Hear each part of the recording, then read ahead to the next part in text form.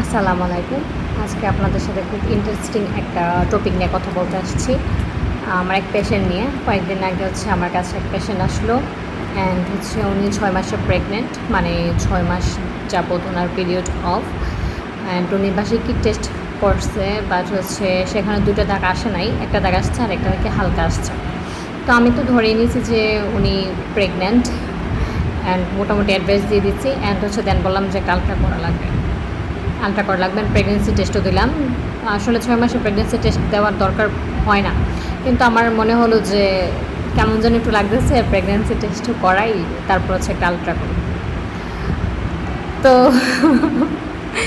আশ্চর্যজনক ব্যাপার আলট্রাসোনোগ্রাফিতে আমি নিজেই ছিলাম অ্যান্ড আলট্রাসোনোগ্রাফি আমি কয়েকবার করার পরেও আমার মনে হচ্ছিল যে ওইখানে কিছু নাই।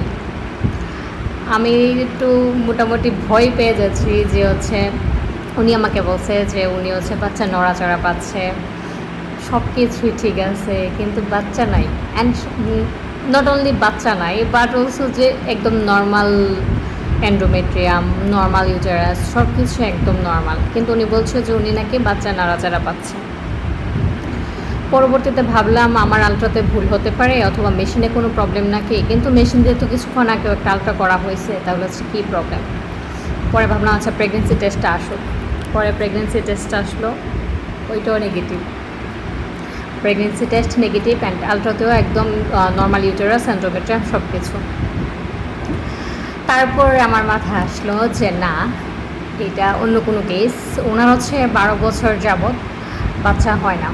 তো ওনার এই যেই সমস্যাটা, এটাকে বলা হয় সিউডোসাইসিস, মানে গর্ভবতী না, কিন্তু ফিলিংস গর্ভবতী হওয়া। অ্যান্ড আমার ওই নিউজটা দিতে বা ওনার সাথে কথা বলতে খুবই খারাপ লাগছে। মানে 12 বছর পর একটা মহিলা ফিল করছে যে উনি গর্ভবতী অ্যান্ড উনি 6 মাস যাবত এইভাবেই চলছে যে উনি গর্ভবতী।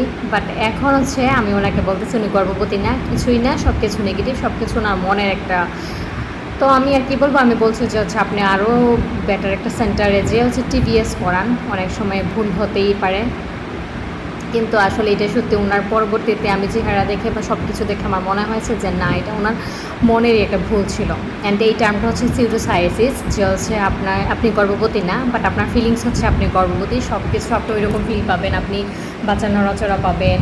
তারপর অনেকের মনে হচ্ছে যে পেট বড় হয়ে যাচ্ছে, তারপরে অনেকের বমি আসে, মানে যে সিমটমগুলো বাচ্চা হওয়ার জন্য হয় ওইগুলো ওনার হয়, মানে হবে আর কি, যাদের এই প্রবলেমটা হয়। এটা অনেকটা মেন্টাল অ্যান্ড অনেকটা হরমোনালও প্রবলেম হতে পারে আর কি।